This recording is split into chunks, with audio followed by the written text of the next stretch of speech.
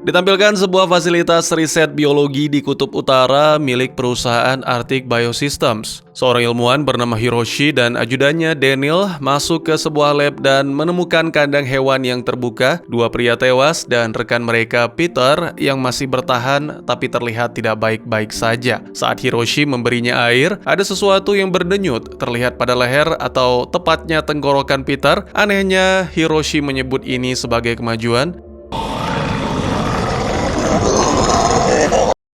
Dan ya, apa yang sebenarnya terjadi? Selamat datang dan selamat berjumpa kembali bersama saya Teguh Gusto. Bagaimanapun kabar dan dimanapun kalian berada, saya doakan semoga teman-teman sekeluarga sehat-sehat saja serta selalu berada dalam lindungan Tuhan Yang Maha Kuasa. Seperti biasa, saya akan bercerita yang tentu saja tentang sebuah film dan kali ini berjudul Helix, rilis pada tahun 2014, karya Cameron Porsandeh dan dibintangi oleh para aktor yang tentunya berpengalaman. Baik daripada kelamaan, segera kopi disiapkan. Walaupun sebagian dari kalian ada yang makan, tidak apa-apa teman, dan mari cerita kita lanjutkan. Ditampilkan pada hari pertama, tim Pusat Pengendalian Penyakit atau CDC yang dipimpin oleh saudara Peter, Alan, tiba bersama para rekan di fasilitas Arctic Biosystems setelah menerima laporan tentang virus. Hiroshi dan Daniel menjelaskan bahwa tidak ada kasus infeksi baru, yang berarti virus itu tidak menyebar lewat udara, sehingga karantina tidak diperlukan. Setiap anggota tim CDC disuntikan chip di tangan kiri mereka yang memberi akses penuh ke seluruh fasilitas, dan mereka juga diberitahu koneksi satelit untuk kirim data keluar hanya tersedia 1 jam per hari. Main elevator security access granted.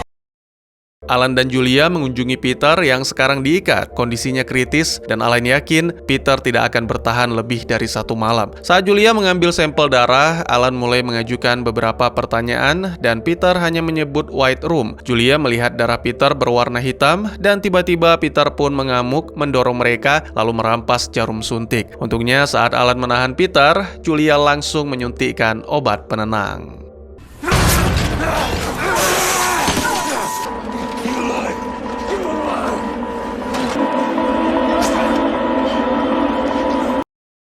Setelah itu, Alan bersama 2 rekan, Julia dan Sarah, memeriksa jasad-jasad dan menemukan bahwa jaringan lunaknya sudah menjadi cairan hitam pekat. Sementara itu, rekan yang lain, Dorin, dan anggota militer Sergio memeriksa lab milik Peter dan menemukan tikus yang telah dimodifikasi secara genetik. Daniel bersumpah bahwa mereka tidak menggunakan monyet sebagai percobaan, tapi Dorin merasa itu aneh. Setelah Dorin memastikan virus tidak menyebar lewat udara, Sergio membongkar saluran pembuangan, dan Dorin menemukan bulu monyet, yang artinya Daniel telah memberikan keterangan palsu. What is it? M. Mulata. Mereka mulai menjelajah fasilitas dan menemukan sebuah pintu yang tidak bisa dibuka, artinya ada yang disembunyikan. Sergio menggunakan nitrogen cair untuk menerobos masuk, lalu mereka menemukan sejumlah kandang kosong. Dorin mengenali bau monyet dan menyadari kandang-kandang itu dibuka dari dalam. Tak lama berselang, mereka menemukan seekor monyet yang berkeliaran, dan ketika Dorin mencoba mendekat, hewan itu segera menyerang. Sampai akhirnya Sergio menghabisi dengan sebatang logam. Pada momen ini, Dorin memperhatikan denyut pada leher monyet itu.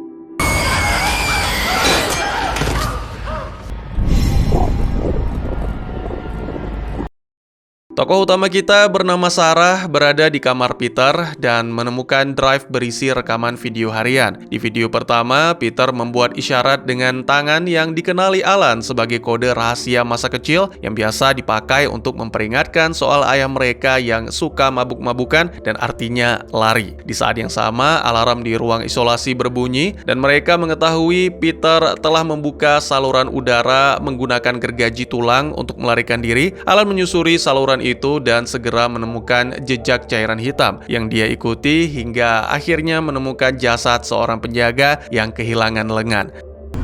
It's not Peter. Setelah jasad itu dikeluarkan dari saluran, Alan bersikeras untuk menyegel bagian fasilitas tersebut. Julia dan Sarah melanjutkan tes mereka di lab. Mereka menemukan mikroorganisme misterius, sesuatu yang belum pernah ditemukan sebelumnya. Saat menunjukkan ke Alan, mereka menjelaskan bahwa virus tersebut tampaknya sedang mengubah gen Peter. Adegan berpindah menampilkan Sergio yang sedang mempersiapkan perangkat satelit mini yang disembunyikan di balik pakaian dan kemudian keluar dari fasilitas untuk mengirim pesan. Saat berbalik, pria itu melihat ratusan bangkai monyet yang membeku. Sergio pun kemudian berbicara dengan Hiroshi, mengatakan bahwa pihak yang mempekerjakan mereka tidak senang dan jadwal pengiriman berubah sejak tim CDC datang.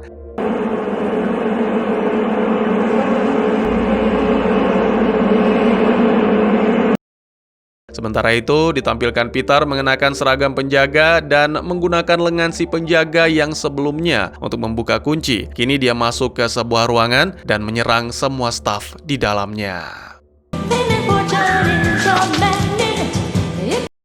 Di hari kedua, Sarah menginterogasi para staf yang berada di ruangan yang diterobos Peter. Mereka adalah Heaven, Bryce, dan Sulemani, menjelaskan bahwa Peter menyerang dengan cara mencekik dan memasukkan sesuatu dari mulutnya ke mulut mereka. Selain mereka, ada beberapa ilmuwan lain yang berhasil kabur. Tim CDC menyimpulkan bahwa Peter akan terus berkeliaran mencari orang lain untuk diinfeksi. Salah satu ilmuwan yang hilang, Tracy, mendatangi Doreen saat sedang membedah seekor monyet. Tracy terus menyebut dirinya sebagai kami dan berkata bahwa dia tak mau dikirim ke White Room seperti Dr. Hewitt. Dia juga terus bicara dengan seseorang yang tak terlihat, mengatakan bahwa mereka berniat menjadikan virus ini sebagai senjata, tapi akhirnya kehilangan kendali. Saat Doreen mencoba pergi, Tracy menjadi ganas dan menyerang, menjatuhkan Doreen ke lantai, serta hendak memasukkan cairan hitam ke mulut Doreen. Tapi Doreen berhasil menghindar tepat waktu dan melarikan diri, dan di saat itu juga Tracy kembali sadar, lalu meminta maaf sebelum akhirnya pingsan.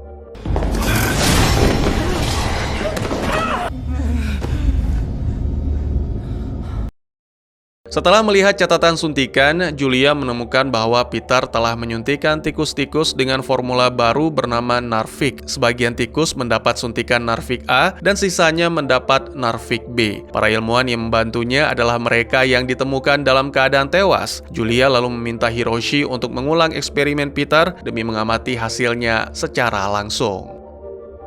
Semua tikus-tikus yang mendapat Narvik A mati, sementara tikus-tikus dengan Narvik B menunjukkan tingkat infeksi 100% dengan tingkat kematian 0%. Tiba-tiba, seekor tikus Narvik B menerobos pembatas dan menyerang tikus-tikus yang belum terinfeksi dengan memindahkan cairan hitam dari mulut ke mulut. Oh my God.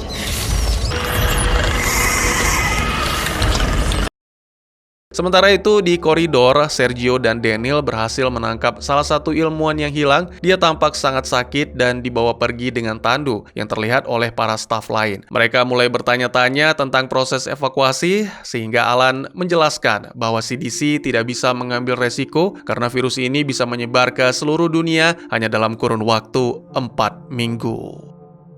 Heaven mengalami rasa sakit yang parah sehingga Sarah pergi mencari obat penenang. Saat dia masuk ke gudang obat, Peter tiba-tiba muncul. Dia mengatakan bahwa Julia datang ke sini karena suatu alasan, lalu segera kabur lewat saluran udara. You're here for a reason.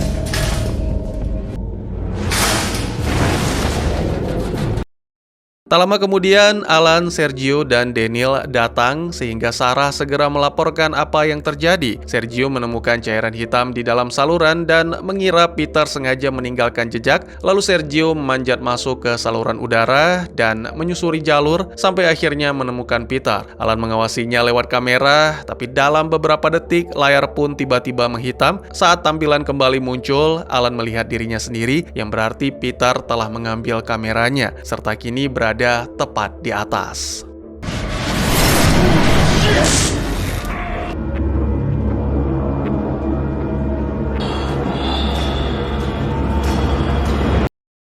Tim keamanan mengeluarkan Sergio yang pingsan dari saluran udara, sementara Peter melarikan diri. Di ruang isolasi, Sarah menyadari bahwa obat-obatan tidak memberikan efek apapun pada Heaven. Bryce dan Soleimani ingin keluar, tapi Sarah tidak mengizinkan sehingga Bryce mengancamnya dengan jarum suntik. Tim keamanan segera dipanggil untuk datang ke lokasi, sementara negosiasi berlangsung, Alan nekat masuk ke ruang isolasi, bahkan melepaskan husbandnya agar mendapat kepercayaan dari para staf. Upaya tersebut berhasil dan setelah ketiga ilmuwan merasa yakin bahwa CDC datang untuk membantu, Sarah pun dibebaskan.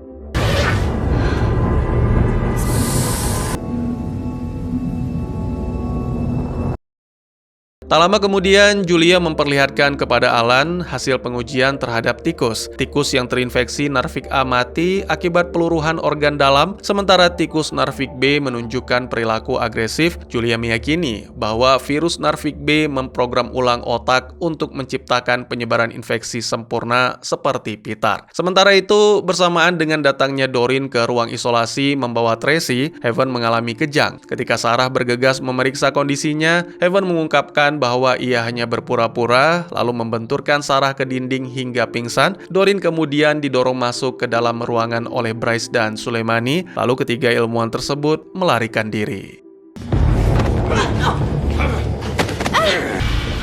Sorry lah. Sesaat kemudian, sementara Sarah menyadari bahwa tangannya gemetar, Alan mengkonfrontasi Hiroshi mengenai semua kebohongan yang ditemukan, namun Hiroshi mengklaim bahwa ia tidak mengetahui apa yang dilakukan para ilmuwan. Setelah Alan pergi, Hiroshi membuka sebuah album rahasia yang berisi kumpulan foto-foto Julia. Kemudian ia melepas lensa kontak dan terlihat bahwa matanya berwarna perak. Adegan berpindah menampilkan Julia yang sedang membersihkan diri. Tiba-tiba Peter kembali muncul dan segera menangkap Julia, lalu secara paksa membuat Julia menelan cairan hitam.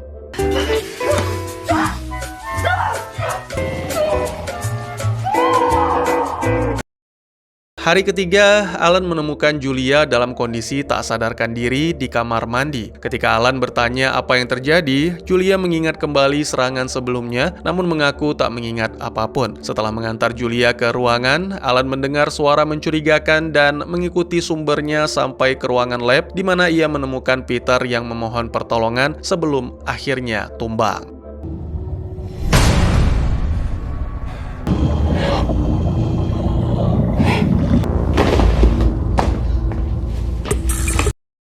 Seluruh fasilitas segera dikunci, sementara Doreen mengumpulkan seluruh staf dan meminta mereka melaporkan gejala sekecil apapun. Alan membawa Peter ke ruang isolasi, namun Hiroshi menganggap Peter terlalu berbahaya sehingga mengumumkan bahwa Peter akan dipindahkan ke level R, yaitu lab lama yang terbengkalai, memiliki sistem sirkulasi udara yang terpisah dan keamanan tingkat tinggi karena dulunya digunakan untuk eksperimen fusi. Alan dan Hiroshi tengah mengevaluasi situasi dan tiba-tiba bertemu dengan Soleimani yang mulutnya mengeluarkan cairan hitam. Saat dia meminta maaf dan mencoba mendekati Hiroshi, Daniel menembaknya di bagian perut.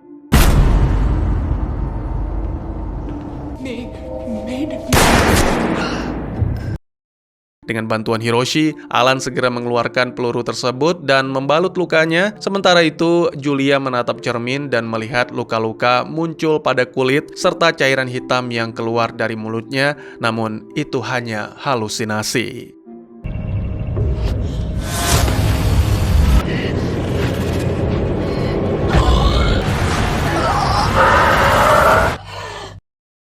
Kemudian pada momen lain, Julia juga memperhatikan tangan Sarah gemetar saat sedang menjalankan tugas. Sarah tidak terlalu memikirkan karena menurutnya itu akibat kurangnya istirahat. Setelah Julia mengambil sampel darah tambahan dari Peter, ia kembali ke lab dan Sarah menjelaskan kabar gembira bahwa akhirnya berhasil mengembangkan sebuah metode tes untuk mendeteksi virus tersebut. 3 anggota keamanan dinyatakan negatif, sedangkan Peter, Tracy, dan ilmuwan yang ditangkap menunjukkan hasil positif.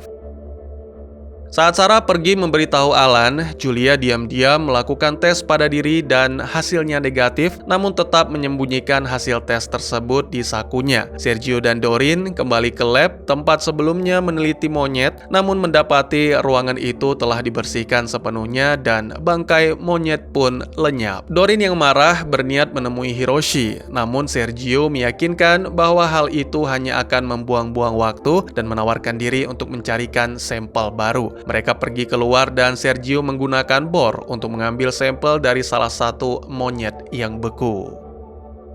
Di salah satu koridor, Bryce mencoba mendobrak pintu baja dengan kapak sambil memanggil seseorang bernama Dusham. Ketika Alan dan Daniel mengepungnya, Bryce mulai batuk dan mengeluarkan cairan hitam dari mulutnya. Ia mengatakan ada obat yang disebut Sodra di balik pintu baja tersebut dan mencoba menyerang Alan, namun Daniel segera melumpuhkannya dengan sengatan listrik.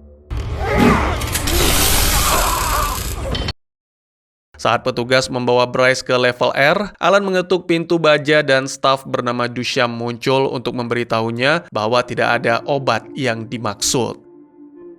Kembali ke Doreen yang menyiapkan sampel dari monyet beku dan begitu ia memasukkannya ke inkubator, pertumbuhan virusnya sangat cepat dan mengejutkan.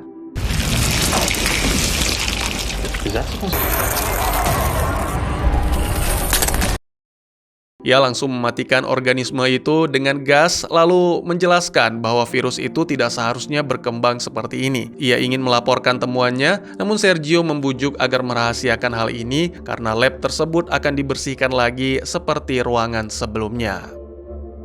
Alan menyampaikan insiden yang dialami kepada Hiroshi yang menjelaskan bahwa Sodra adalah antivirus dengan tingkat keberhasilan mendekati 100% bahkan terhadap hepatitis dan HIV. Namun masalahnya adalah tingkat kematiannya juga tak kalah tinggi, mencapai 75%. Selain itu, Hiroshi juga mengakui bahwa fasilitas tersebut menyimpan sampel virus cacar.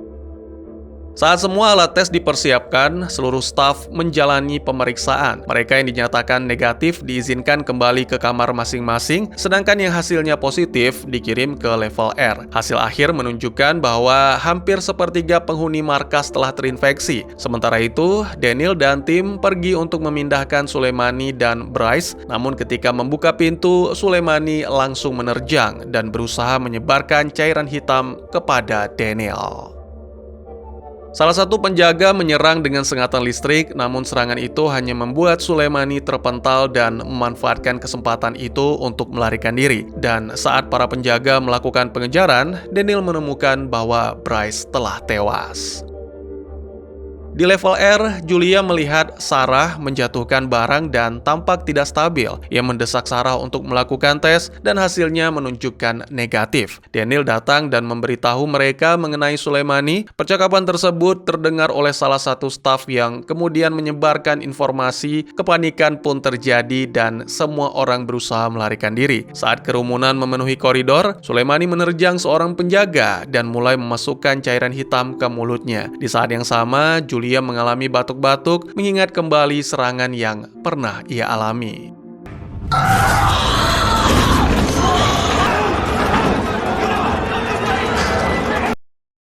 Daniel kehilangan senjata di tengah kerumunan. Saat Soleimani berusaha menyerang Julia, Alan segera meraih pistol milik Daniel dan melepaskan tembakan tepat ke kepala Soleimani.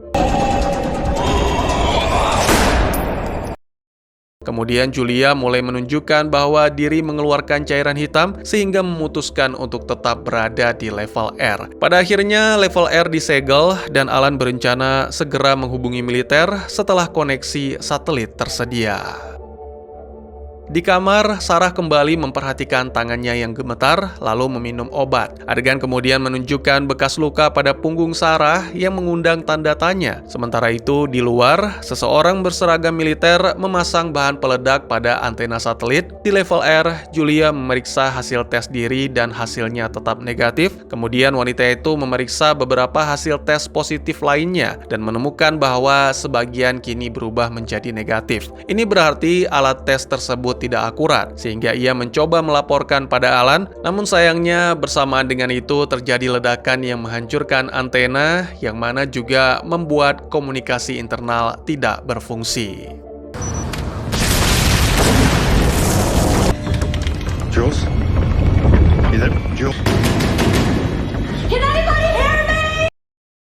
Pada hari keempat, para ilmuwan di level R berencana untuk mengambil alih sistem penyaring udara. Hal ini membuat fasilitas utama kehabisan oksigen dalam 6 jam, memaksa seseorang untuk turun. Julia mencoba memperingatkan bahwa rencana ini sangat berisiko, tapi kelompok tersebut malah mengusirnya. Tiba-tiba seseorang dengan hazmat muncul memberikan isyarat seolah meminta Julia untuk ikut, namun saat dokter cantik itu mendekat, sosok itu menghilang.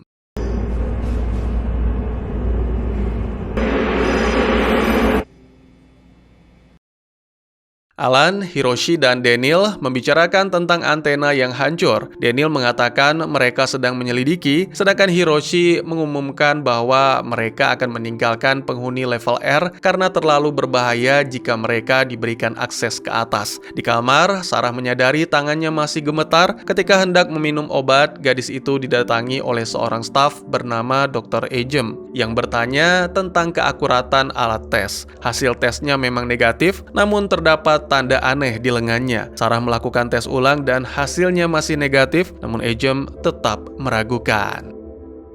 Adegan berpindah menampilkan ruang isolasi. Peter tampak kesakitan hebat dan obat penenang tidak lagi membantu. Alan meyakinkan Duchamp untuk mencoba menggunakan sodra karena jika tidak, Peter pasti akan meninggal.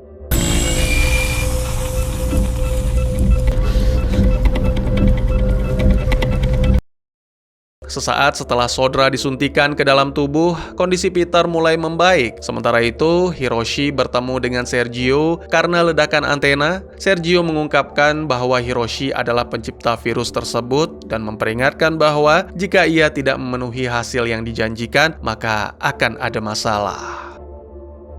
Pada saat yang sama, alarm berbunyi menandakan penurunan kadar oksigen di fasilitas. Daniel menjelaskan bahwa ini adalah strategi yang digunakan oleh para penghuni level R dan Hiroshi menyatakan akan menangani ini secara langsung. Beberapa waktu kemudian, ditampilkan Doreen dan Sergio membicarakan tentang penelitian sampel monyet, tapi sebelum itu Doreen ingin Sergio berkata jujur.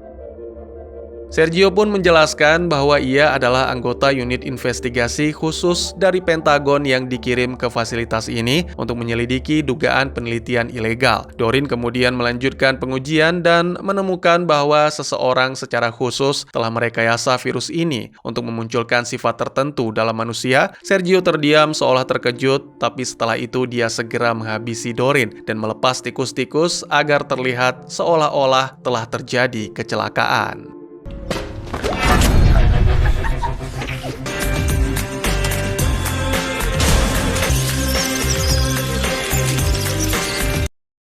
Di level R, Julia dikejar oleh Heaven yang telah terinfeksi, atau di sini disebut Vector. Ketika Julia berlari melewati sebuah ruangan, seorang misterius menariknya masuk ke dalam untuk menyelamatkan, dan bersama-sama mereka menutup pintu dengan menghantam lengan Vector agar tak bisa masuk.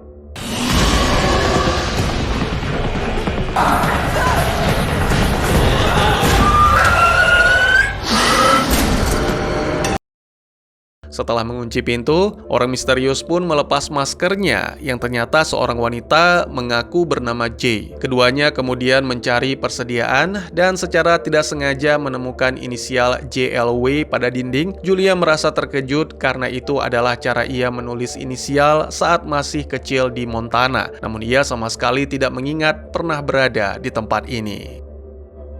Tak lama kemudian, Ejem mulai mengalami halusinasi sehingga Sarah akhirnya menyadari bahwa wanita itu telah terinfeksi sekaligus membenarkan bahwa alat tes tidak bisa diandalkan. Mendadak Ejem yang merupakan seorang ahli onkologi mengungkapkan bahwa gejala yang dialami Sarah menunjukkan bahwa gadis itu mengidap tumor. Namun Ejem bersedia menyimpannya sebagai rahasia asalkan Sarah tidak memberitahu siapapun tentang infeksi Ejem. Setelah itu, Sarah menemui Alan untuk memberitahu bahwa alat tes tidak berfungsi, namun tidak ada yang terinfeksi di lantai utama fasilitas. Pada saat yang sama, Peter terbangun dan Duchamp menyadari bahwa virus tersebut mulai melawan dari dalam. Tiba-tiba Peter mengalami serangan jantung, sehingga Alan memberinya alat bantu pernafasan agar bertahan hingga ditemukan obat yang efektif.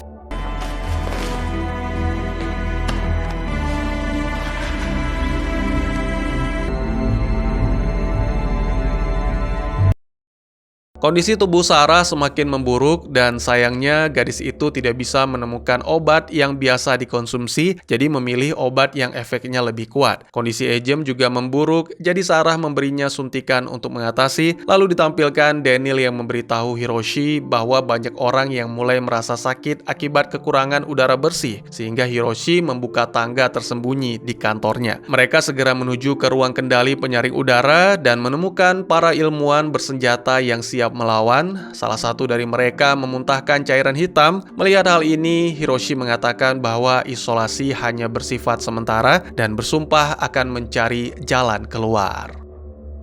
Para ilmuwan pun percaya dan mengaktifkan kembali sistem penyaring udara. Hiroshi awalnya berterima kasih, lalu tiba-tiba mengambil pistol Daniel dan menghabisi ketiga ilmuwan.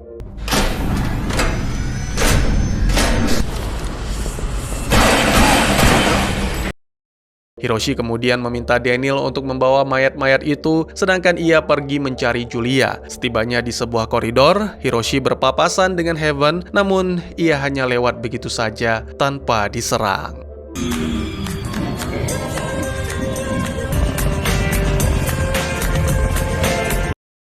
Di hari kelima, Sergio membakar semua bangkai monyet yang beku dan mengirim pesan kepada atasannya, memberitahu bahwa misi telah selesai dan ia meminta evakuasi. Ia menerima balasan berupa perintah untuk menjalankan misi tambahan, yaitu menemukan Dr. Hewitt. Tiba-tiba suara jeritan monyet terdengar karena ternyata selama ini mereka masih hidup. Sergio menuju ke kantor dan mencari nama Hewitt dalam sistem, namun tidak menemukan hasil apapun.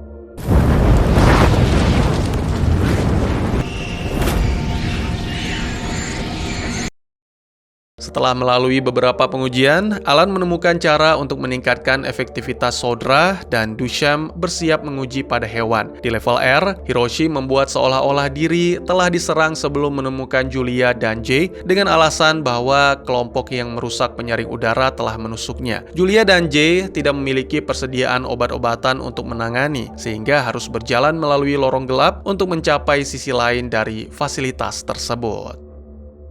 Setelah berjalan beberapa saat, mereka berhenti agar Julia dapat membalut luka Hiroshi menggunakan jaket Jay, dan pada momen ini wanita itu menyadari adanya bekas luka pada punggung Hiroshi. Tiba-tiba mereka melihat kawanan tikus berlari sehingga melempar senter ke dalam terowongan dan mendapati Tracy yang kini sepenuhnya menjadi Vector.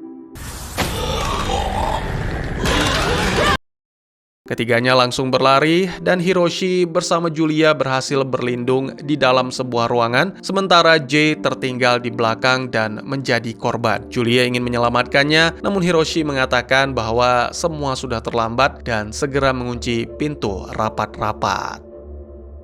Saat mereka menunggu, Julia bertanya kepada Hiroshi tentang bekas luka di tubuhnya, dan pria itu menjelaskan bahwa ia mendapatkannya saat mencoba menyelamatkan putrinya, di mana kala itu 5 tahun yang lalu rumahnya di Kyoto terbakar. Tak lama kemudian, tak lagi terdengar suara Vector, jadi mereka memutuskan untuk melanjutkan perjalanan menyusuri lorong, namun Hiroshi nyaris tak mampu berjalan dan akhirnya jatuh. Kali ini Vector Heaven menemukan mereka dan segera mengejar. Hal ini membuat Julia mendorong Hiroshi masuk ke ruangan lain, tempat Jay muncul dan segera menghabisi Heaven dengan tabung pemadam kebakaran.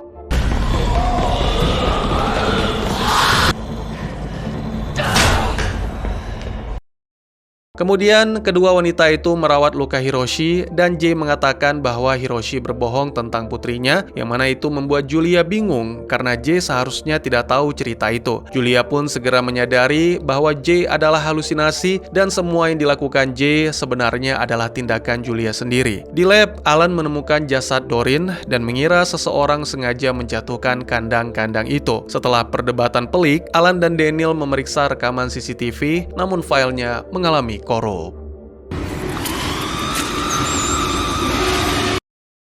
Saat Alan pergi, Daniel memeriksa CCTV lain dan melihat Sergio di lorong. Sergio sendiri kini menemui Dusham, bertanya tentang keberadaan Hewitt. Dusham mengkonfirmasi bahwa Hewitt memang berada di fasilitas, namun tak ada yang pernah melihatnya lagi. Ada rumor yang beredar bahwa Hewitt berada di White Room. Percakapan mereka terputus ketika Daniel datang dan membawa Sergio ke ruangan lain, lalu membenturkannya ke dinding sambil menanyakan soal Doreen. Sergio hanya menyuruh Daniel bertanya langsung pada Hiroshi. Sementara itu, kondisi Agent semakin memburuk dan ia memohon kepada Sarah untuk mengakhiri penderitaan. Namun Sarah mengabaikan permintaan itu dan justru memberinya suntikan, lalu mengambil satu untuk dirinya sendiri. Kembali ke Alan yang kini melakukan otopsi pada tubuh Doreen dan menemukan bekas suntikan yang diyakini menjadi penyebab kematian, dan tentu saja ini membuat Sergio khawatir. Setelah itu, Alan memberitahu Sarah bahwa Doreen dihabisi, yang mana itu memperburuk suasana hati Sarah. Ia pun tak sengaja mendekat ke Alan, tapi Alan menarik diri dan memperhatikan pupil gadis itu sehingga mengira Sarah menggunakan obat demi kesenangan pribadi. Alan pun pergi dengan kecewa, sedangkan Sarah akhirnya memutuskan untuk mengabulkan permintaan Agent menyuntiknya dengan dosis yang mematikan. Sergio dan Alan mencari catatan penelitian Doreen untuk mengetahui apa yang sebenarnya ditutupi. Sergio secara halus memanipulasi Alan agar mencari Havid dengan mengklaim bahwa Doreen sempat berkomunikasi dengannya. Alan lalu mengkonfrontasi Daniel yang memperingatkan bahwa sebaiknya tidak langsung mempercayai semua yang dikatakan Sergio karena merasa curiga. Alan dan Daniel mulai menggeledah kamar Sergio. Mereka menemukan bahan peledak plastik, antena satelit portable, catatan penelitian Doreen, serta sebuah pesan yang menyatakan bahwa Sergio telah menemukan Havid di White Room dan evakuasi telah dijadwalkan. Mengetahui hal ini, Daniel langsung kabur, sedangkan Alan yang kebingungan menghampiri Duchamp menanyakan apa itu White Room, dan Duchamp pun menjelaskan singkat bahwa itu adalah lelucon di antara staf untuk menyebut kawasan kutub. Di luar, Daniel berjalan ke tempat tersembunyi dan menekan sebuah tombol yang menyebabkan sebuah kepala yang diawetkan muncul dari balik salju. Tiba-tiba saja Daniel diserang oleh Sergio yang ternyata memalsukan pesan terakhir pada ponsel agar Daniel membawanya ke lokasi itu.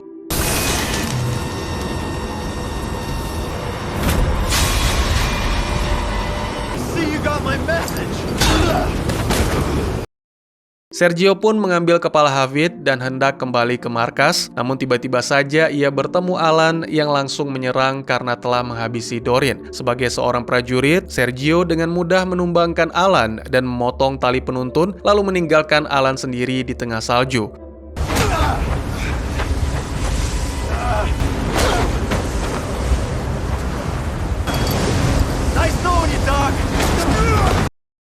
Untungnya, Alan berhasil menemukan kembali tali tersebut dan akhirnya kembali ke fasilitas dengan selamat. Sementara itu, Sergio mencoba mengirim pesan kepada atasannya, namun Daniel tiba-tiba muncul dan segera menikam serta melucuti pakaian Sergio. Kemudian Daniel mengambil kepala Havid dan kembali ke markas.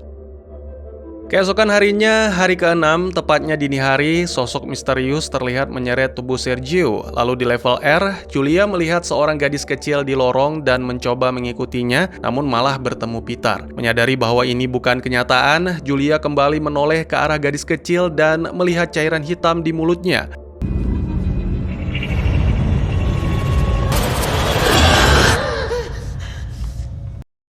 Saat itu juga ia terbangun, menandakan bahwa infeksi telah menyebar dan saat ini ia masih di ruangan terkunci bersama Hiroshi. Pada momen ini, diketahui bahwa luka Hiroshi sembuh dengan sangat cepat. Di luar ruangan, sekelompok Vektor sedang menyerang seorang bernasib malang yang dari suaranya adalah wanita. Julia berniat menolong, tapi sayangnya dia pingsan. Saat terbangun, Hiroshi langsung memberinya obat agar kembali tidur. Setelah itu, Hiroshi menyelinap keluar dan mengunci pintu, lalu melarikan diri melalui lorong rahasianya.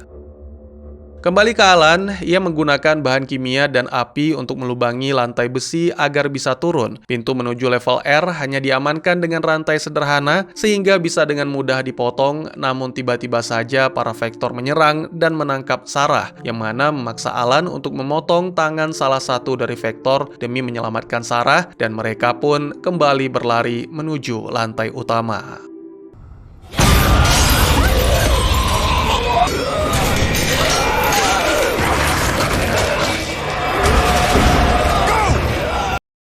Adegan kemudian menampilkan di sebuah rumah di mana Sergio terbangun dalam kondisi diborgol. Sosok misterius yang menyelamatkan kemudian datang, yang ternyata adalah seorang wanita yang mengaku bernama Anana, satu-satunya petugas keamanan dari desa Inuit terdekat. Saat Sergio mencoba meraih gunting, Anana segera menggagalkan dan mencekik pria itu. Anana menanyai Sergio tentang apa yang terjadi di fasilitas dan menjelaskan tentang anak-anak, namun Sergio mengaku tidak tahu. Anana kemudian menunjukkan pada foto 31 anak yang hilang di sekitar wilayah fasilitas Arctic Biosystems.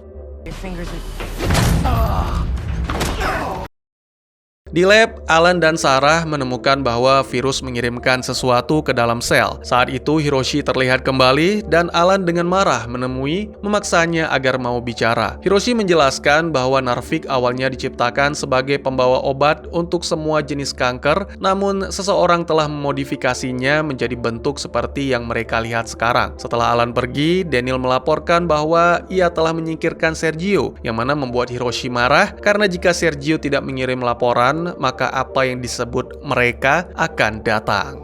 You fool! Don't you see?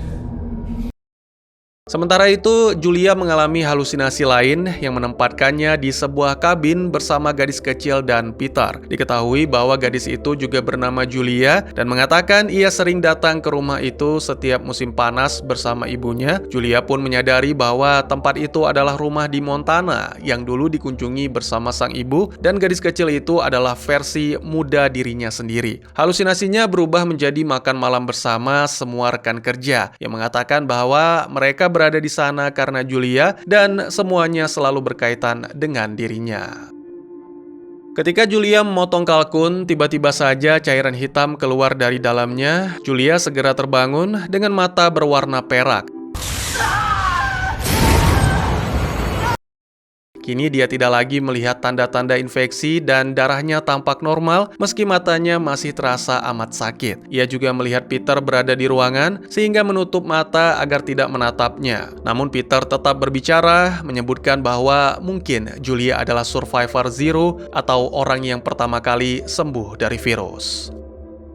Alan dan Sarah melanjutkan pengujian dan secara tidak sengaja menyebabkan virus tersebut tumbuh semakin cepat. Karena virus menyebar di atas meja, Alan menggunakan alat pemadam untuk menghentikan jika suhu dingin mampu menghentikan virus. Mereka berspekulasi bahwa metode ini mungkin bisa diterapkan pada manusia yang telah terinfeksi. Alan kemudian mengunjungi Dr. Victor yang memiliki peralatan kriogenik di labnya dan ternyata telah melakukan uji coba pada tikus.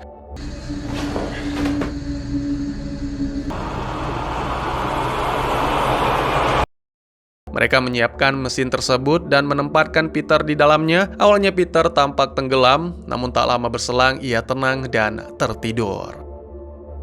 Ditinggal sendirian, Sergio mengambil sebuah pena dan menggunakannya untuk membuka borgol. Setelah mengambil pisau, ia melihat keluar dan menyadari bahwa Anana adalah teman Daniel. Sergio segera menyerang Daniel dan menghajarnya, sampai akhirnya Anana menghentikan dengan menodongkan pistol.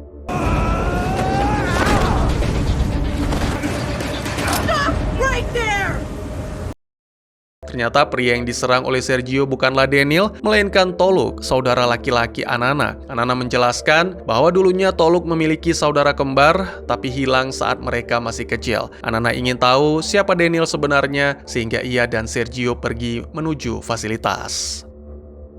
Pada hari ke-7, sejumlah helikopter milik Alaria Corporation mendarat di fasilitas Arctic Biosystem. Beberapa prajurit memasuki markas, dan salah satu dari mereka adalah seorang wanita bernama Constance yang memperkenalkan diri sebagai kepala operasional Alaria. Dia mengaku datang untuk membantu Alan, sikapnya sangat ramah, namun di balik itu Constance sebenarnya marah sampai-sampai melempar buku ke arah Hiroshi dan mencekiknya karena dianggap gagal menjalankan tugas. Misi sebenarnya adalah untuk memperoleh virus dan vaksinnya, sehingga ia berencana untuk menuruti Alan menyelamatkan Julia demi menyelesaikan. Lalu setelah mendapatkan vaksin, maka semua saksi akan dilenyapkan. Too thick, Hiroshi. Too Di saat yang sama, Alan mengaku kepada Sarah bahwa diri tidak mempercayai Constance, jadi bila mereka menemukan vaksin, hal itu harus dirahasiakan. Kemudian ditampilkan Constance yang menemukan album milik Hiroshi yang berisi foto-foto Julia, lalu memaksa Hiroshi mengaku di mana ia menyembunyikan Julia, sambil melepas kontak lens dan memperlihatkan mata peraknya. Ditinggal Constance, Hiroshi pun bergegas masuk ke salah satu lorong rahasia. Saat Sergio dan Anana tiba di fasilitas, para penjaga termasuk Daniel menyambut mereka. Anana langsung memeluk Daniel dan mengatakan bahwa dia adalah saudara yang hilang. Daniel menolak sehingga Anana menunjukkan foto Toluk dan Sergio pun mendukung pernyataan wanita itu. Mengira itu foto palsu, Daniel mengirim Sergio ke ruang isolasi. Dalam perjalanan, Sergio bertemu dengan Alan yang marah karena pembunuhan terhadap Doreen. Constance melerai mereka dan Sergio segera dilanjutkan ke ruang isolasi. Tak lama kemudian, Constance menginterogasi Sergio yang dimulai dengan tamparan karena telah menghabisi ilmuwan yang seharusnya bisa menemukan obat. Pada momen ini diketahui bahwa ternyata Alleria membiayai pengembangan virus dan vaksin dan Sergio dibayar untuk membuktikan bahwa Hiroshi telah menyimpang dari misi. Selain itu, diketahui bahwa Constance dan Sergio memiliki hubungan khusus, tapi wanita itu harus berpura-pura menjadi sekutu Alan dan tetap menempatkan Sergio di ruangan itu. Di level R, salah satu Vector menerobos masuk ke ruangan di mana Julia berada dan berusaha menyerangnya. Namun mata perak Julia membuat makhluk itu takut dan mundur.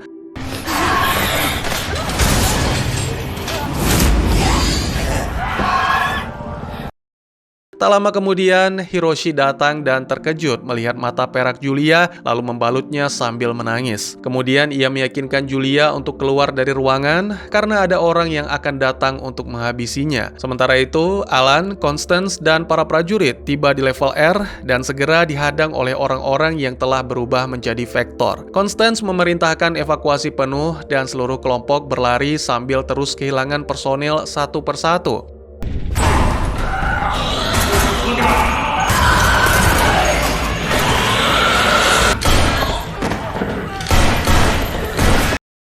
Sesaat kemudian, mereka berhasil berlindung di balik gerbang kawat. Constance meminta semua kembali ke lantai utama atau level B, tapi Alan menolak pergi tanpa Julia, dan tiba-tiba salah satu Vector hendak menyerang Julia.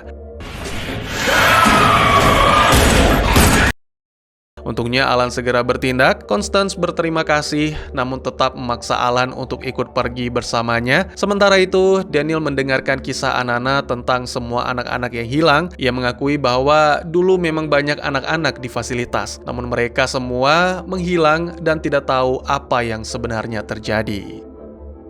Saat Hiroshi kembali ke level B bersama Julia, Daniel dan Anana sudah menunggu. Daniel memerintahkan penjaga untuk mengamankan Julia dan Hiroshi memberikannya sebuah kotak sebelum dibawa. Julia ditempatkan di lab dan saat sendiri ia membuka kotak yang ternyata berisi sepasang kontak lens. Julia tidak memakainya ketika ditemukan oleh Alan. Keduanya tenggelam dalam momen syukur, namun Alan menyadari warna mata Julia yang berubah menjadi perak.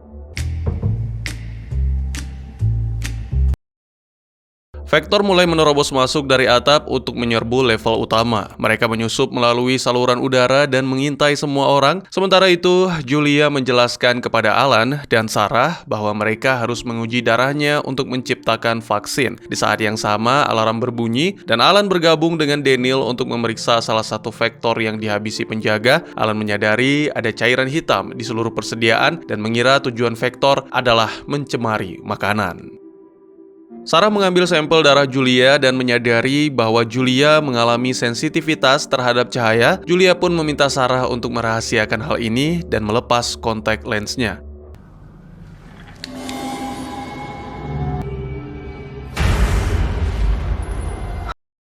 Sementara itu, Daniel memberikan seragam kepada Anana agar ia bisa menyamar sebagai staf. Bersama Daniel, Anana mengunjungi Sergio bermaksud untuk menjahit lukanya, sembari meminta bantuan untuk menemukan dokumen terkait anak-anak yang hilang. Sayangnya Sergio menolak dan mengakui hal mengerikan yang pernah diperbuat untuk membuat Anana marah. Anana pun pergi dengan kesal dan tanpa sadar meninggalkan jarum di luka Sergio yang kemudian segera dimanfaatkan untuk membuka borgol. Di pintu keluar, Anana mengucapkan salam perpisahan kepada Daniel dan memberinya foto keluarga sebelum pergi. Di tempat lain, Constance memeriksa Julia dan segera menangkap untuk mengamati mata peraknya. Kebetulan bersamaan dengan itu, Alan juga datang, namun para penjaga tidak mengizinkannya masuk ke kamar Julia. Tak lama kemudian, saat keluar, Constance mengumumkan bahwa Julia kini adalah milik perusahaan Ilaria dan jika berani melawan, maka Alan akan dieksekusi. Kemudian Constance menginterogasi Hiroshi karena ingin mengetahui bagaimana bisa ia membuat mata Julia berubah menjadi perak. Hiroshi menolak bicara sehingga Constance mengancam akan menyiksa Julia. Sementara itu, tokoh utama kita dikirim kembali ke lab di mana Sarah menjelaskan tidak menemukan penawar apapun pada darah Julia. Akhirnya Alan pun meminta bahan untuk membuat jebakan. Saat Julia mendengar suara di saluran udara, dia memutuskan untuk masuk ke sana. Tak lama berselang, ia segera dikepung oleh para vektor, namun pada akhirnya ilmuwan cantik itu hanya dilewati begitu saja.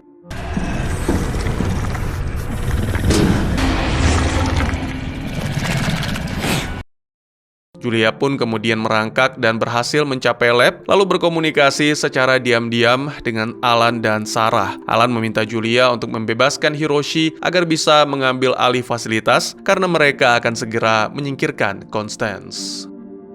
Setelah Julia pergi, Alan meminta Constance datang dan Alan pun mengaku telah menemukan penawar yang diminta. Saat Constance memeriksa mikroskop, seorang ajudan kepercayaan menyadari sesuatu dan langsung mendorong Constance. Bersamaan dengan itu terjadi ledakan. Segera Alan dan Sarah memanfaatkan kesempatan untuk melarikan diri lalu bersembunyi di ruangan lain. Tak lama kemudian, sangat mengejutkan, melalui pengeras suara, Constance mengancam akan menghabisi Peter jika Alan tidak menyerahkan diri. Dalam kebingungan, Sarah menemukan meriam suara di ruangan tersebut dan berpikir mereka bisa menggunakannya sebagai pengalih perhatian.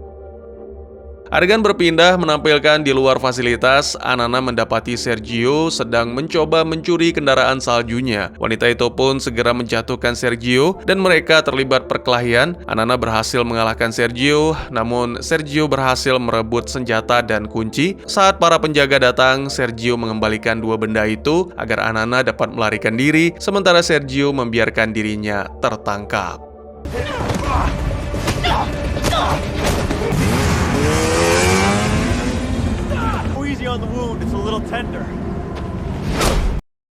Di fasilitas, tepatnya di suatu ruangan, Julia keluar dari saluran udara dan membebaskan Hiroshi yang langsung menyuntikkannya dengan obat penenang. Beberapa saat kemudian, Julia terbangun dengan memegang setengah foto yang telah dirobek menunjukkan Hiroshi bersama Julia yang masih kecil. Sayangnya belum sempat mencerna, para penjaga menemukan dan segera menangkap Julia. No sudden moves.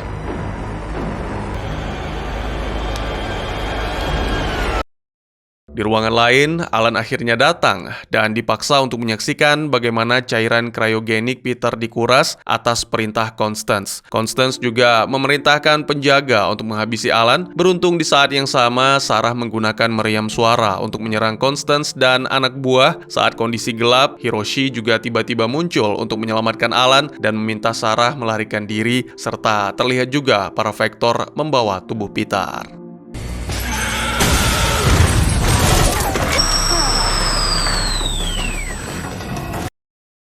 Tak lama kemudian, mereka berkumpul di ruang kerja Hiroshi dan menyadari bahwa Julia telah menghilang. Sementara itu, Daniel menginformasikan kepada Constance bahwa terdapat cairan hitam di sekitar panel listrik yang berarti pemadaman dilakukan oleh Vector. Setelah mendengar tentang Julia yang ditangkap dan evakuasi akan dilakukan dalam 1 jam, Daniel segera pergi menemui Hiroshi untuk memberitahukan hal ini. Kemudian, Hiroshi meminta Alan menyelamatkan Julia sebelum terlambat, sementara Hiroshi sendiri akan menangani Constance.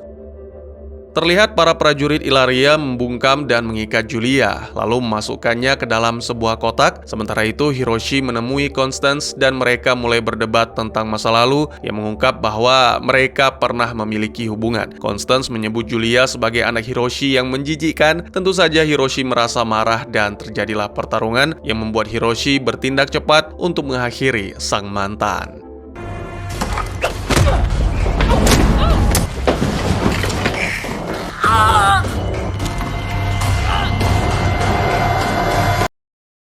Segera setelah itu, Hiroshi mengumumkan menggunakan pengeras suara bahwa Ilaria tidak lagi mengendalikan fasilitas. Alan dan Sarah berhasil menyelamatkan Julia, sementara Daniel dan tim menangkap para anak buah Constance. Setelah semua beres, Daniel mengatakan kepada Hiroshi bahwa ia tak akan pernah memaafkan atas penculikan yang dialami saat masih kecil, dan Daniel menyebut diri dengan nama asli, yaitu Mixa. Hiroshi hanya berharap suatu hari nanti Daniel akan mengerti, lalu membawa kepala Constance untuk ditempatkan di White Room.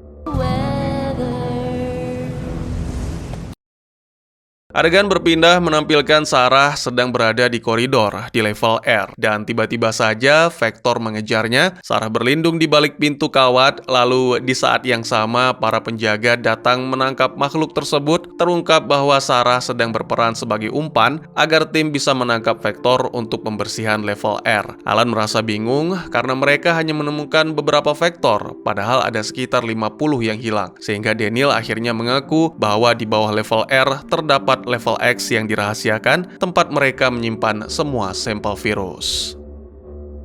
Semua orang kembali ke lantai utama dan Hiroshi mengakui bahwa ia menciptakan virus pemusnah untuk Ilaria, namun bersikeras bahwa mutasi yang terjadi bukan hasil buatannya. Ia juga memperingatkan bahwa Ilaria akan segera mengirim tim pemusnah, jadi mereka harus bersiap untuk kemungkinan terburuk. Julia bertanya kepada Hiroshi tentang foto, yang membuat Hiroshi mengaku bahwa mengenal ibu Julia sehingga terkadang mengunjungi mereka di Montana.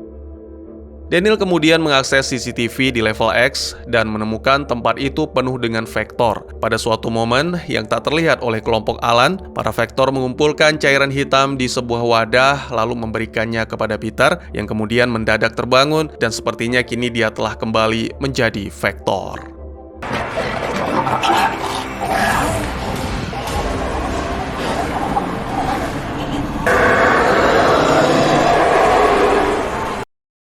Sementara itu, ajudan Constance, Klein, dibawa ke sel yang sama dengan Sergio. Dia menginformasikan kepada Sergio bahwa sekelompok prajurit mendapat perintah untuk membakar desa tempat tinggal Anna. Kemudian ditampilkan Victor menunjukkan kepada Alan bahwa mesinnya bisa membuat Vector tertidur pada suhu minus 40 derajat, namun tidak memiliki cukup gas untuk menjangkau seluruh level. Alan menyadari bahwa mereka bisa memanfaatkan suhu kutub sebagai pendukung. Mereka pun membagi tugas. Hiroshi dan Sarah mematikan daya listrik, sementara Daniel membagikan selimut termal kepada para staf lain.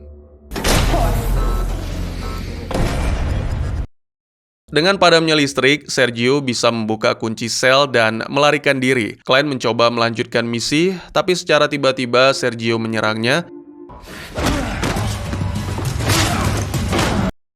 Sementara itu, tokoh utama kita bersama Julia turun ke level X dan memastikan bahwa karena pemanas dimatikan, semua Vector kini membeku. Keduanya berjalan hati-hati di antara para Vector dan mencapai ruang penyimpanan virus. Jumlahnya bahkan lebih banyak daripada yang dimiliki CDC, dan Julia tidak ingin Ilaria memilikinya, jadi mereka mulai memusnahkan semua sampel. Namun, sesaat kemudian mereka menyadari bahwa Narvik telah hilang. Di saat yang sama, Sarah mengalami kejang sehingga Hiroshi harus menyalakan kembali listrik untuk menyelamatkannya. Di level X, seiring menghangatnya seluruh level, para Vector mulai bangun sehingga Alan dan Julia harus bergegas keluar. Karena masih setengah membeku, para Vector tidak cukup kuat untuk menyerang dan Alan hanya beberapa kali ditahan sebelum akhirnya berhasil keluar bersama Julia.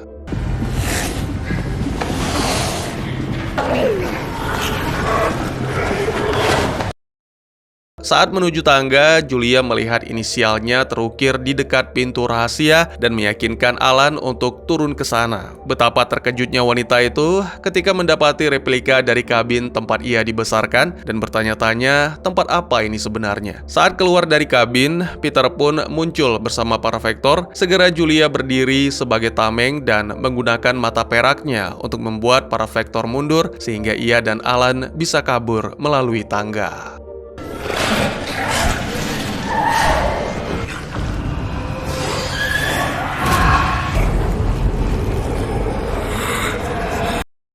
Sementara itu, Daniel menemukan penjaga yang tewas dan segera keluar untuk menghentikan Sergio melarikan diri.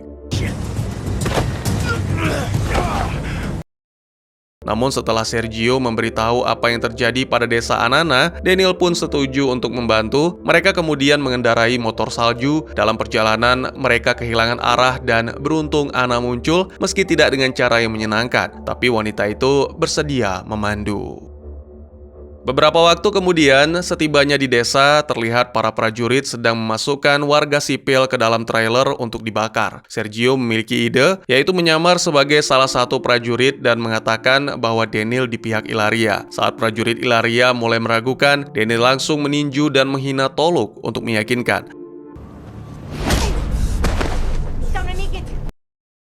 Para prajurit akhirnya percaya dan memberikan pistol kepada Daniel untuk menghabisi Toluk, namun Daniel justru menggunakannya untuk melancarkan serangan mendadak yang dibantu oleh Sergio serta Anana, dan akhirnya mereka pun berhasil menghabisi prajurit Ilaria dalam hitungan detik. Setelah itu, Daniel membantu Toluk berdiri dan memanggilnya saudara, namun tetap harus menerima pukulan sebagai balasan. Setelah itu, Sergio memberitahu mereka bahwa Ilaria akan mengirim lebih banyak pasukan, jadi seluruh warga desa harus segera dievakuasi. Saat semua berkemas, mereka menyadari bahwa satu motor salju hilang dan mereka hanya menghabisi 4 tentara dari 5 yang datang. Akhirnya, Daniel pun memutuskan untuk memburu si prajurit yang kabur. Di markas, Hiroshi memberitahu Alan dan Julia tentang tumor yang diderita Sarah. Sementara Alan bersama Sarah di ruang perawatan, Julia meminta penjelasan dari Hiroshi. Hiroshi mengeluarkan lembaran foto, lalu mengungkapkan bahwa ibu Julia adalah J, yang nama aslinya adalah Jane. Namun Julia salah mengucapkan saat berusia 4 tahun. Lebih lanjut dijelaskan bahwa kabin di level X bukanlah replika, tapi memang disitulah Julia dibesarkan dan ia selalu diberitahu bahwa mereka berada di Montana. Hiroshi kemudian melepas kontak lensnya dan mengakui bahwa ia adalah ayah Julia. Julia benar-benar terkejut, apalagi setelah mengetahui Hiroshi menculik anak-anak Inuit, meski mengklaim sebagian anak-anak itu ia kirim kepada keluarga-keluarga yang tidak bisa memiliki anak. Saat Julia bertanya tentang mata perak, Hiroshi terus berbohong, jadi Julia meninggalkan ruangan.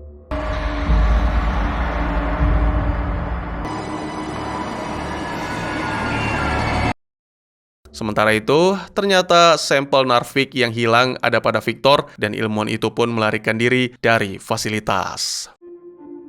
Sarah ditempatkan di mesin MRI untuk dipindai tumornya. Gadis itu mulai berhalusinasi, mengira Victor datang dan menghabisi petugas di ruangan.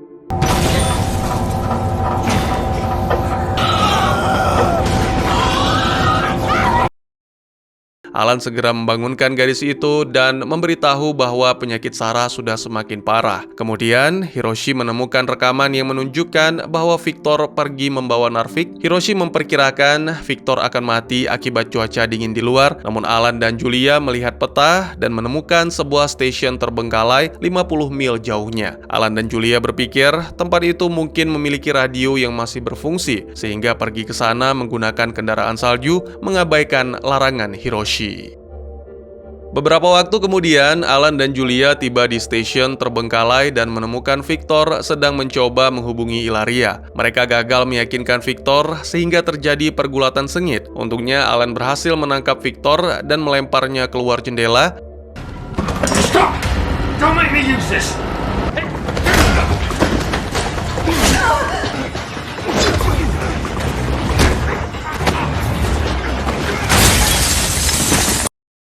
Setelah mengikat Victor, Julia berusaha memperbaiki radio. Tiba-tiba terlihat cahaya laser dan Victor langsung ditembak. Alan dan Julia segera berlindung, sementara si penembak misterius terus mengancam agar virus diserahkan.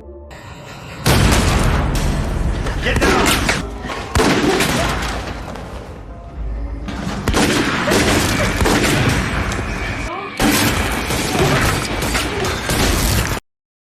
Setelah peluru cukup membuat kerusakan, Alan dan Julia menyelinap ke ruangan lain dan menemukan pintu rahasia. Mereka pun turun sambil membawa tas milik Victor, lalu mengikuti suara nyanyian hingga menemukan seorang pria botak bermata perak yang dirantai. Pria itu menjelaskan bahwa dirinya adalah seorang pendeta bernama Mikhail Gunnar. Constance memaksa berpihak dan akibatnya Hiroshi mengurungnya selama 29 tahun. Lalu pria itu juga menyinggung tentang 500 makhluk abadi yang memberikan kehidupan kekal. Terdengar tembakan, jadi Alan menyembunyikan tas berisi virus. Ketika Julia mencoba membebaskan Mikhail, pria itu justru merebut alat di tangan Julia. Ia menjelaskan bahwa keabadian hanyalah penderitaan karena harus menyaksikan orang-orang terkasih pergi. Jadi Mikhail pun memutuskan untuk mengakhiri segalanya.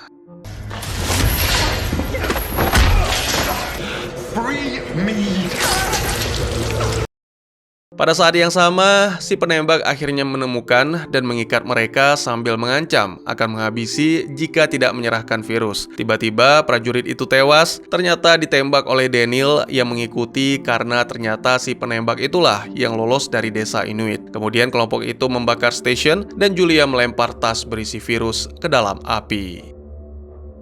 Adegan berpindah menampilkan fasilitas di mana Sarah merekam sebuah video yang menjelaskan bahwa ia telah meneliti genetik Julia dan menemukan bahwa struktur gennya telah kembali seperti bayi yang baru lahir. Ia berencana membuat serum dan akan menguji pada kankernya sendiri, sehingga ia merekam ini sebagai pesan terakhir. Saat pengujian dimulai, Sarah mengalami kejang dan jatuh pingsan.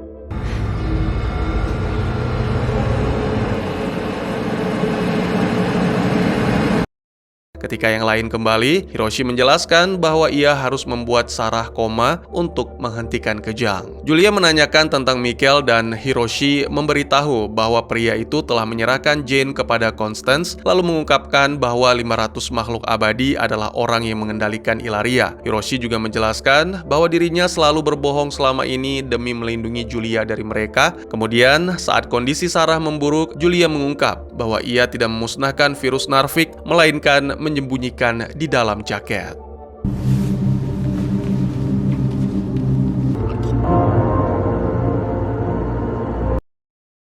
Beberapa waktu kemudian, Hiroshi melihat ponsel Constance menerima pesan bahwa tim akan tiba dalam 6 jam. Hiroshi mengambil peledak yang ia sembunyikan di kantor dan mulai memasangnya di seluruh fasilitas. Para Vector tidak menyerangnya sehingga bisa memasang peledaknya juga di level X. Di lab, Sarah menerima transfusi cairan tulang belakang dari Julia dan itu membuat tumornya mengecil. Duchem memberitahu Alan dan Julia bahwa beberapa orang mulai menghilang. Tampaknya para Vector menyelinap ke lantai utama untuk menculik para staf. Yang lebih buruknya lagi, para Vector bahkan memasang jebakan, menandakan bahwa mereka menjadi semakin cerdas. Selain itu, Hiroshi memberitahu Alan tentang pasukan yang akan datang dan rencana peledakan. Strateginya adalah memancing para prajurit masuk ke fasilitas, lalu meledakkannya bersama para Vector. Jadi Alan harus mengumpulkan semua orang yang masih sehat dan membawa mereka ke bunker. Sementara para penyintas dibawa ke tempat aman, para Vector terus menyebarkan cairan hitam mereka dengan menyuntikkan para korban dan menguras tubuh mereka.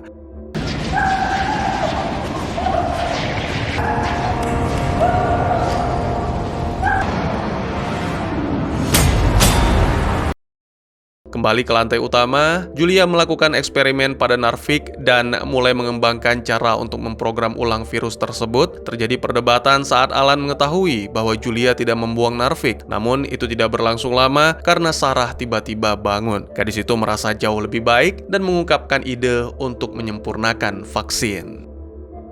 Setelah cukup banyak mengumpulkan cairan hitam, Peter dan kelompoknya menuangkan ke sistem pemadam kebakaran dan mengaktifkannya sehingga semua orang di dalam ruangan isolasi tersiram cairan tersebut. There's not a cloud to spite. Gone away and it's raining. Saat Alan memeriksa, mereka semua telah lenyap. Hiroshi dan Daniel ingin segera meledakkan ruangan itu, tapi Alan ingin menggunakan vaksin baru untuk menyelamatkan sebanyak mungkin orang. Dan lagi-lagi terjadi perdebatan, kali ini antara Hiroshi dan Alan, sampai akhirnya Julia menghentikan, lalu wanita itu membagikan sebuah rencana. Jika mereka membekukan kembali semua vektor, maka harus bisa diperlambat agar memberi waktu bagi vaksin untuk bekerja. Namun mereka tidak bisa lagi memadamkan listrik jika ingin menghadapi pasukan Ilaria yang akan datang. Daniel mengungkapkan bahwa mereka memiliki penyemprot kimia dari eksperimen lain, jadi alat itu bisa diisi dengan cairan cryo dan disemprotkan ke vektor untuk melumpuhkan mereka agar bisa menyuntikkan vaksin. Karena dilindungi oleh mata perak, Hiroshi dan Julia turun ke level X dan segera menemukan Peter. Dengan cepat mereka berhasil melumpuhkannya dan menyuntikkan vaksin. Peter mengalami kejang lalu memuntahkan seluruh cairan hitam. Melihat pemimpin mereka dalam bahaya, para vektor pun mulai menyerang. Namun itu tidak menghentikan Hiroshi dan Julia menjalankan tugas. Mereka terus melumpuhkan dan menyembuhkan seluruh vektor hingga beberapa dari vektor melarikan diri lewat saluran udara.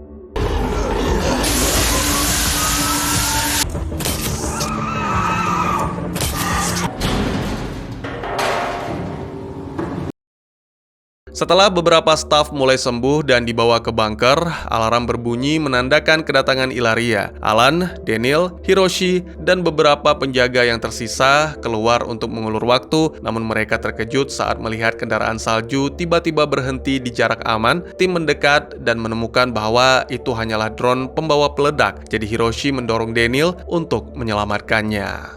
Get down! Terungkap bahwa itu hanyalah pengalihan. Terlihat 3 prajurit terjun menggunakan parasut untuk menyusup ke dalam fasilitas. Kelompok Alan segera bersembunyi di kabin palsu, dan Hiroshi yang terluka ingin mengaktifkan peledak karena pemimpin pasukan itu adalah Said, pembunuh paling mematikan di antara 500 makhluk abadi. Said dan pengawalnya masuk ke dalam lift lalu berpura-pura akan menyelamatkan para staf dari bunker, namun ternyata mereka justru membantai semuanya.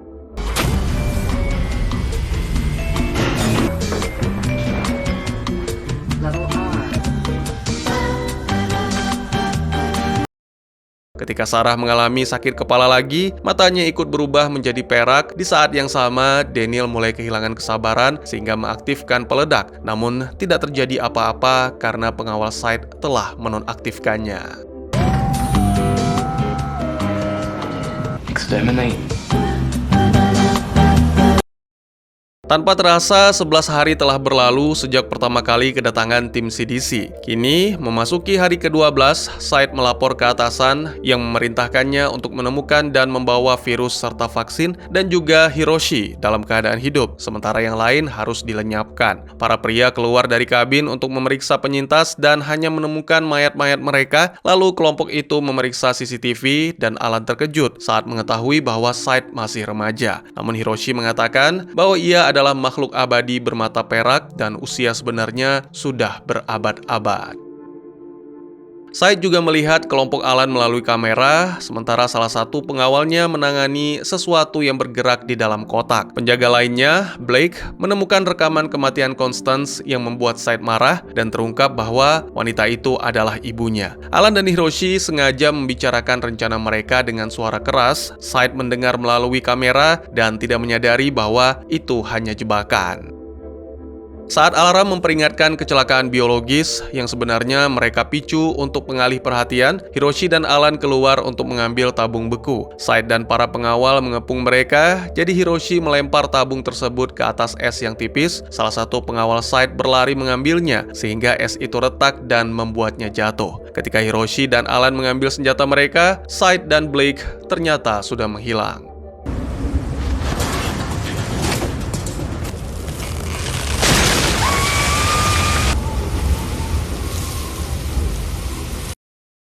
Merasa kesal karena gagal, kini Said menyaksikan lebih banyak rekaman dan mengetahui bahwa Hiroshi memiliki seorang putri. Pemuda itu memerintahkan Blake mencari informasi lebih lanjut tentang anak Hiroshi. Sementara itu, tim Alan menuju ke level X menggunakan elevator. Tiba-tiba saja elevatornya bermasalah dan terjadi pemadaman listrik. Untungnya tidak butuh waktu lama bagi Daniel untuk memperbaiki. Namun saat listrik kembali menyala, mereka menyadari bahwa Julia telah menghilang. Pintu langit-langit elevator terbuka, jadi kemungkinan besar Julia telah diculik.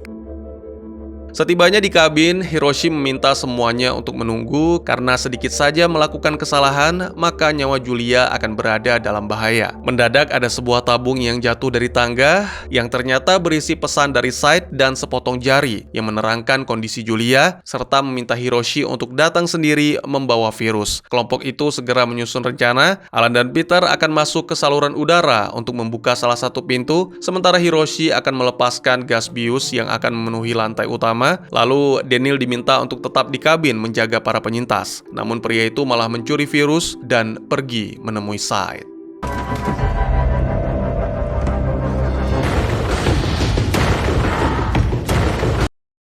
Dua bersaudara berhasil menyelesaikan tugasnya dan kini hanya tinggal menunggu Hiroshi. Namun Hiroshi malah mengabaikan dan menghadapi Said, mengatakan ia bersedia menyerahkan diri demi menyelamatkan Julia. Said tertawa dan mengungkap bahwa ia telah memasang peledak di leher Julia dan juga di leher Daniel. Jadi kini Hiroshi harus memilih siapa yang akan diselamatkan. Hiroshi menolak ikut dalam permainan gila itu, namun di saat terakhir Daniel mengatakan Hiroshi tidak perlu memilih karena dirinya akan melakukan apapun demi sang ayah. Dan akhirnya Daniel pun melawan yang memicu suatu ledakan.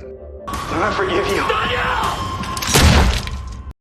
Segera Hiroshi menendang Said dan mengambil tablet untuk menonaktifkan peledak di leher Julia. Sementara Alan dan Peter bergegas masuk untuk menangkap Said. Tiba-tiba salah satu monitor menampilkan Blake yang membuka kotak hitam yang ternyata di dalamnya ada Jane, ibu Julia.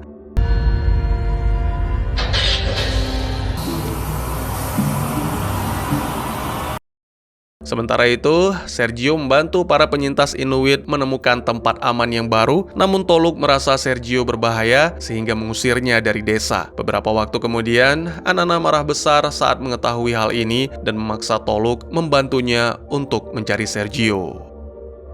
Keesokan harinya, Hiroshi menjelaskan kepada Julia bahwa ia menyetujui pembuatan Narvik untuk Ilaria karena mereka mengancam akan menghabisi Jane. Sementara itu, dua bersaudara, Alan dan Peter, mencoba menginterogasi Said, namun pemuda itu hanya menyuruh mereka melihat berita. Dua bersaudara mengambil tablet milik Said dan mengetahui wabah penyakit misterius telah menyebar di Puerto Rico yang oleh warga setempat disebut dengan Black Blood. Alan menduga virus tersebut dilepaskan oleh Sergio yang saat ini sedang tak sadarkan diri di luar fasilitas. Blake membawanya masuk dan terungkap mereka saling kenal. Blake mengaku telah memiliki virus dan vaksinnya berkat Daniel dan kini membutuhkan bantuan Sergio untuk menyelamatkan Said. Kembali ke dua bersaudara yang mendiskusikan tentang wabah bersama Julia dan Hiroshi dan mereka sepakat bahwa itu bisa dikendalikan asalkan memiliki vaksin.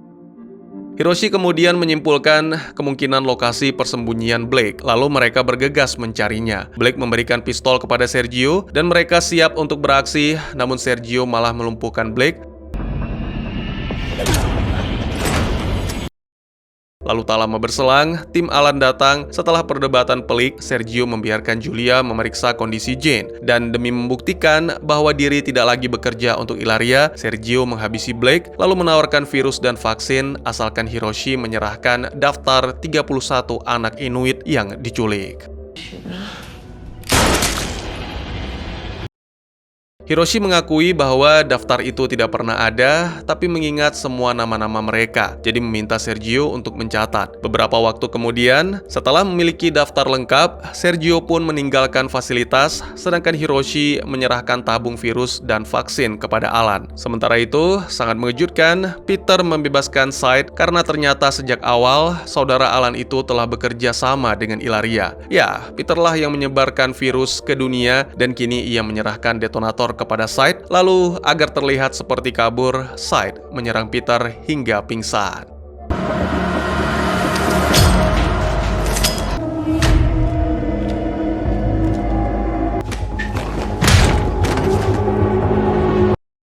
Di luar fasilitas, Sergio melihat sejumlah kendaraan yang mendekat dan ternyata itu adalah Anana dan Tulok bersama warga Inuit. Ia membawa mereka masuk dan Tulok berusaha menyerang Hiroshi, namun Anana segera menghentikan karena mereka telah mendengarkan penjelasan dari Sergio dan selain itu, tujuan mereka datang adalah memberikan bantuan kepada Hiroshi dan para staf. Sayangnya, dua bersaudara itu harus menerima kabar duka tentang apa yang terjadi pada Daniel. Tak lama kemudian, dalam kondisi berdarah, Peter datang mengatakan kepada Alan bahwa Syed berhasil melarikan diri lalu menyerang Peter sebelum kabur. Dan ya, kabar ini membuat semua orang bergegas mempercepat evakuasi. Alan menyerahkan tabung-tabung virus kepada Julia dan mereka pun akhirnya mesra kembali. Ketika rombongan membuka gerbang untuk akhirnya pergi, Syed muncul di luar dan menyalakan detonator. Seketika ledakan menghancurkan seluruh fasilitas dan menewaskan sebagian besar orang.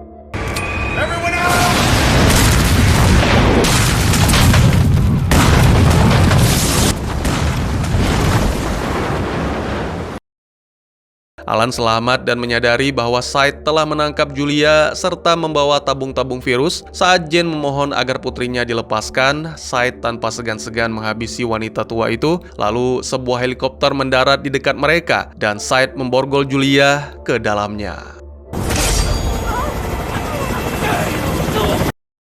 Sebenarnya sebelum ini, Alan telah merencanakan sesuatu bersama Hiroshi untuk menghentikan Syed, yaitu mengambil kepala Constance. Jadi pada momen ini, Alan melemparkan kepala Constance yang mana membuat Syed larut dalam duka, lalu segera naik ke helikopter untuk menyelamatkan Julia. Namun Julia malah memberikan tabung virus dan segera mendorong Alan.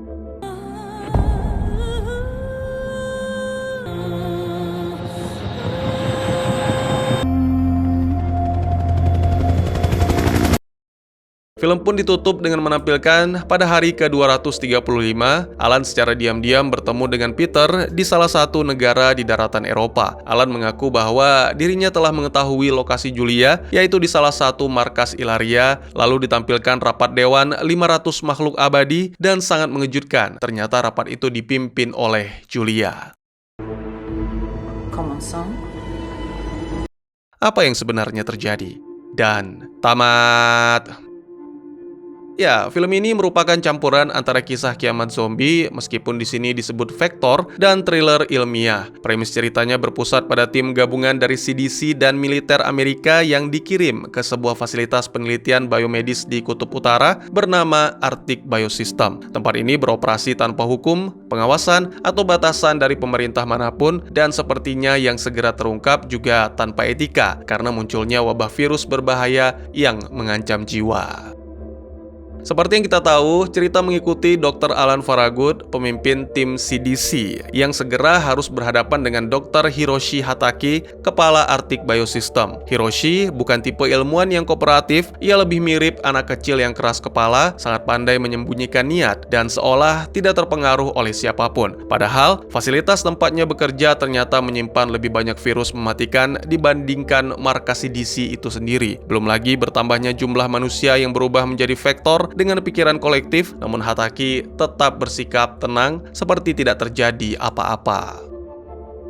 Tampaknya hampir semua karakter dalam film ini punya motif tersembunyi, tapi dari semua karakter penuh teka-teki, Dr. Hiroshi tetap jadi yang paling misterius. Dia menyimpan begitu banyak rahasia, hingga rasanya hampir setiap adegan-adegan selalu mengungkap lapisan baru dari masa lalunya. Dan dari rahasia itu, ada yang baru dijelaskan jauh setelah kemunculannya, atau bahkan tidak dijelaskan sama sekali. Kunci utama dari keseluruhan film adalah keberadaan virus buatan bernama Narvik, sebuah patogen mematikan yang dirancang sebagai sistem penghantar untuk peningkatan genetik. Virus ini memiliki dua varian, Narvik B dan Narvik A. Narvik B mengubah orang yang terinfeksi menjadi seperti zombie, mirip dengan yang ada di 28 Days Later atau 28 Weeks Later. Bergerak cepat, penuh amarah, dan benar-benar kehilangan akal sehat. Tingkat infeksinya mencapai 100%, tapi virus ini tidak membunuh, melainkan mengubah korbannya secara drastis.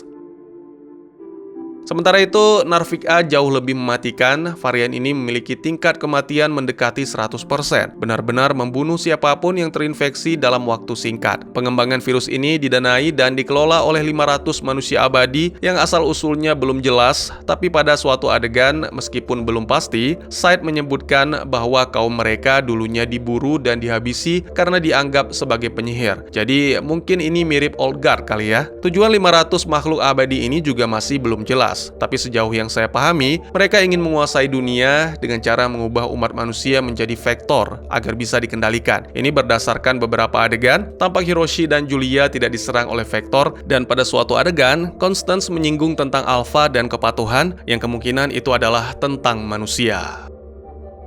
Satu-satunya tempat yang memiliki penangkal virus Narvik adalah fasilitas penelitian Arctic Biosystems. Akibatnya, baik virus maupun vaksin menjadi objek yang sangat diperebutkan, baik oleh pihak yang berniat menyelamatkan umat manusia, tim CDC, maupun oleh pihak dengan agenda gelap dan kepentingan korporat, Ilaria. Perebutan ini menjadi pusat konflik utama dalam cerita, menyoroti betapa rapuhnya peradaban ketika ilmu pengetahuan jatuh ke tangan yang salah. Saya jamin, banyak pertanyaan di benak kalian karena penasaran. Film ini memiliki sequel, dan mungkin semua akan terjawab di sana.